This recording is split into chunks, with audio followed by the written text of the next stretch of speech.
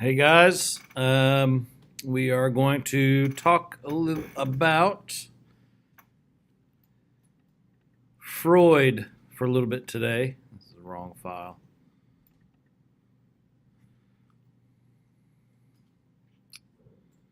I should usually already have this open, but I'm kind of in a hurry and want to get this done. This will be a short one because some of the stuff we'll talk about a little later. But I do want to get Freud down because he was really instrumental in the development of some of what we know as a conscious mind. I think what you'll find is a lot of this has been kind of debunked over the years, but you still do need to know of it. So, but we're going to go ahead and get started. We're going to talk about Freud's view of consciousness. Now, according to Freud, remember we're talking about Sigmund Freud, the consciousness was actually three parts or three levels, so to speak. You can kind of read here, the consciousness is the part of the mind that holds to what you're aware of. There's that word aware again. Awareness of your surroundings, of what's going on. You can verbalize about your conscious experience and you can think about it in logical fashion. All right. According to Freud, that is consciousness. All right. But there are two other levels. Freud decided or thought that a second level of consciousness is what he called the pre-conscious. And this is essentially memory. So when you're talking about Freud's pre-consciousness, you're pretty much talking about memory. He says, although things stored here aren't in the conscious, they can be readily brought into the conscious. If you've watched one of those videos, he talked about, one of the guys talked about how we kind of see a movie happening in our minds. And it's not just any movie, though. You've got bodily sensations. Of course, you have eyes and ears, but you have that in any movie, but you also have, where your body is, but you can also bring back memories and sort of incorporate that into our movies. But according to Freud, consciousness is pre-consciousness is our ability to remember things and then to consciously think about those memories. One that just popped into my head right now as I was, literally just sitting trying to think is the house that I lived in before we moved to where we live now. That is just a memory. It really wasn't thinking about it until I started trying to just recall any sort of memory, and that's one of the first ones that come up. Mostly because I lived there for the majority of my life. But I'm able to now consciously think about that. So you've got Freud had the consciousness, the pre-consciousness, and then he had the unconscious. And this is probably a bit more active than where you'll see unconsciousness explained anywhere else. All right, Freud thought the unconscious mind is actually the biggest part of our mind, and I'll show you what I mean in a minute. But he felt that this is the part of the mind that is not directly accessible to awareness. However, he kind of called this as sort of a dump box for all of our all of our urges, feelings, and ideas that are tied to anxiety as well as conflict and pain. A lot of this is where he thought a lot of our deviant sexual urges were stored in our unconscious. So this is not simply, as what other psychologists might put it, is just the inability of us to be aware. This is actually a lot more, according to Freud, this is a lot more involved. These feelings and thoughts have not disappeared and are exerting influence on our actions and in our conscious awareness.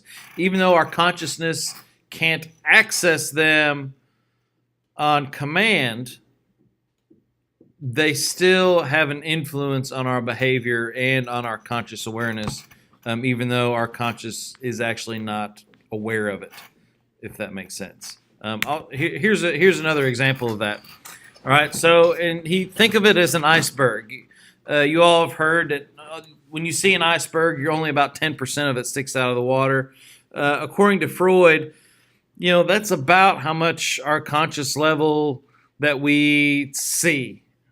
Okay, or that only the conscious level only makes up of 10% of our actual consciousness. So looking at it here, conscious level, what we see, what we generally think of as consciousness, our actual conscious abilities, um, are essentially just thoughts and perceptions. All right, what we think and then how we sort of perceive our world. All right. When you get into the pre-conscious level, again, ordinary memory, things like that. You've got memories and also stored knowledge. The fact that E equals MC squared. That's not necessarily a memory. That's just something that I've learned. It's knowledge. So conscious, our thoughts and our experiences that we can talk about, thoughts and perceptions, experiences, pre-conscious, memories and stored knowledge. And then you get to the unconscious level. This is the lower 70%-ish. And this is, although this is not directly accessible by our consciousness, a lot of these things, according to Freud, exist in our unconsciousness, our fears, unacceptable sexual desires, violent motives, irrational wishes, immoral urges, selfish needs, shameful experiences. All right, these all, according to Freud, all these things sort of live and bubble in our unconsciousness, and they actually have an effect on our consciousness, on our conscious thoughts and perceptions, even though these things are not directly accessible by them. It's sort of a one-way street. It kind of moves up this way, but not down like this. And here's another, wait, this is not, I meant to move this. This goes here. So we've talked about his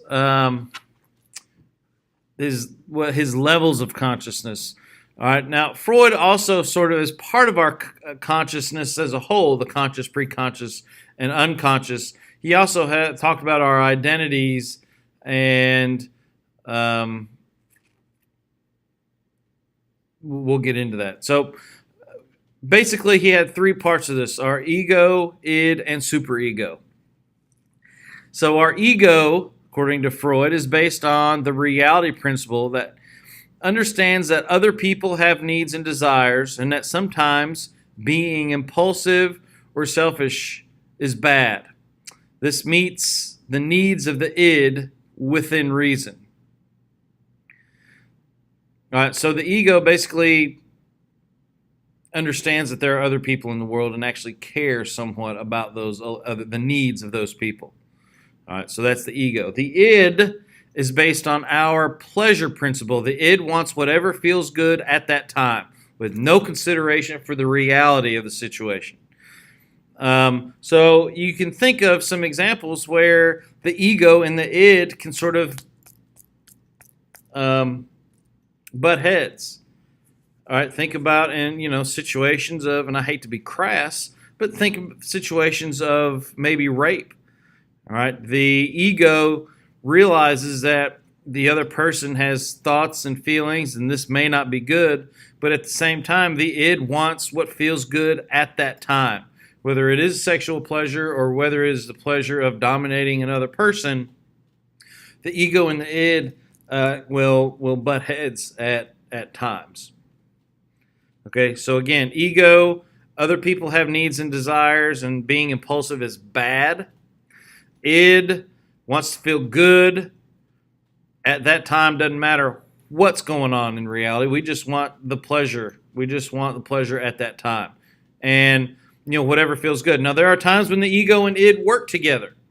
All right, when you are, think of, I don't know if anybody goes to their churches and they have a potluck, waiting for the older people or the people who are older than you to get in line first and get their food before you get yours. All right, that's sort of delayed gratification. The ego says, these people have needs, and let's not be impulsive and let them get theirs first. and that corresponds with the id by the id basically saying, you know what, it feels good to be nice. So depending on what feels good at that time is key in what the id is thinking or wanting, so to speak. So the ego, the id, and then the last thing, I better make this bigger. And then the last thing is the superego. The superego is the moral part of us and develops due to morals and ethics of our parents. Again, this is all from Freud. A lot of people, or many, equate the superego with conscious as it dictates our belief of what is right and what is wrong. Again, morals. The ego is the strongest, so it can satisfy the needs of the id, not upset the superego, and still take into consideration the reality of every situation. So of those three, according to Freud, the ego is the strongest. And truth be told, if you're looking at it from just a cultural point of view, it's probably a good thing. Because if you had a large number of people just doing what the id does, we would be essentially nothing more than animals. So the ability to think about others and the ability to think about the feelings of other people, as well as morals, according to Freud, is what trying to figure out the best way. This is kind of what makes us different. Now, again, this is all according to Freud.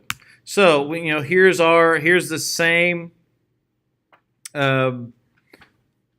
iceberg. Here's your 10%, 10%, and then the rest of it, or 10, 15. All right, conscious. Again, the way Freud has this put together is that your superego sort of goes between the conscious, preconscious, and the unconscious. The id, because it's pleasure seeking, and it doesn't really matter what the situation, it wants pleasure now. So according to Freud, again, remember where all those other things, wrong way, all those other things were?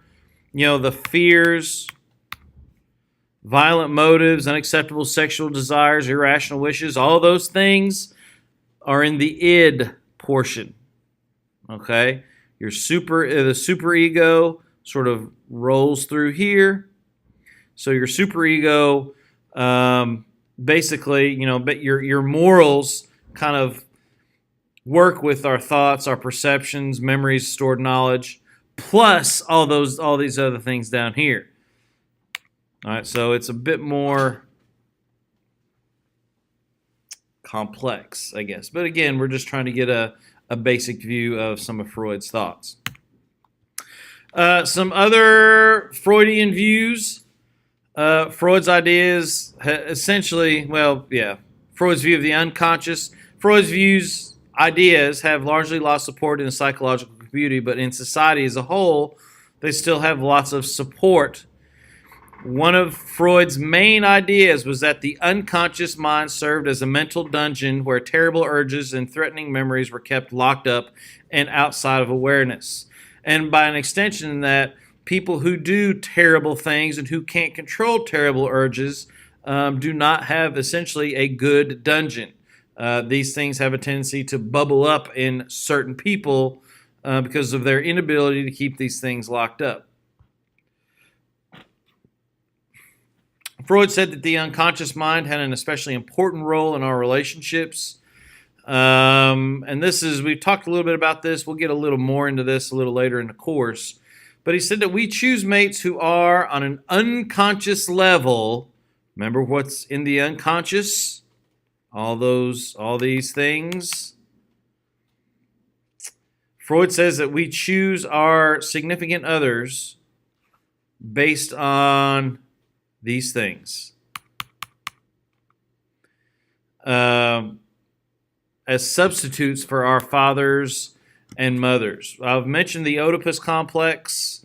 Remember where Oedipus, I don't know if it was in his class, but I know it was in humanities. Oedipus comes from a Greek play where a guy went to a soothsayer or whoever, a fortune teller, and they told him that the son was going to kill him. And so they sent the son away. Well, the son grows up. They meet on a road.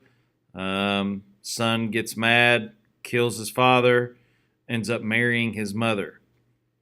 All right, that is the story of Oedipus, and that's where Freud gets his idea of the Oedipus complex. The fact that young boys want to, he wouldn't say kill their father, I don't think, but they have a infatuation with their mother that goes beyond just familial. And then the same idea, the Electra complex, is essentially the same thing for girls with their fathers. So, and then of course, penis envy is the thought that, or the theory that girls essentially blame their mother for their lack of a male member. So again, these are all Freud. So, Freud's ideas, like I said here, have been, for the most part, debunked or don't really have the support that they used to. But there are, Freud still has left a large impact on society as a whole. You hear people talk about the Oedipus complex. You hear people talk about having a Freudian slip, basically saying something that you didn't mean to say but really felt. For instance, talking about, an example might be if I'm talking to my wife about going to a ball game on a Friday night. I may not want to bring that up to her because I know how she feels about it. So she may say, hey, let's go to a movie. I might say, yeah, let's go to a movie. All right. People would say that was a Freudian slip because I really wanted to go to the ball game, but for whatever reason, I didn't say it. For whatever reason, it was not suitable to say at that time, but I said it anyways by accident. A Freudian slip. A couple other things before we get into biological rhythms, which I'm going to leave for the next video. The non-conscious mind reality. We're sort of stepping a little bit away from Freud now. For the most part, the non-conscious mind, this is back when we were starting earlier, the non-conscious mind seems to devote its resources to simple background tasks, such as screening the incoming streams of sights, sounds, smells, and texture. We talked about last unit about the idea of the cocktail party, where you be talking to somebody in front of you and you hear your name halfway across the room in a crowded room, but you heard your name and then you focus on it. All right, you completely remember our minds can only focus on one thing at a time, so we sort of forget, we lose focus who we're talking to here and immediately turn to where we heard our name, the cocktail party effect. And again, you all have probably noticed this on your own, whether it be in the cafeteria or in class or something like this. This usually is the beginning of, why is such and such talking about me? Things like that. So, but in reality, we've talked about the conscious mind for a while. I mentioned the conscious mind yesterday, but again, the non-conscious mind does a lot of the background tasks, chewing gum, walking. But at the same time, when you hear your name, allows you to bring that consciousness to a full front. All right, and I actually am not going to talk about daydreaming today. I'll leave that for the sleep part of it. So hope you all are having a good day, and we will see you next time.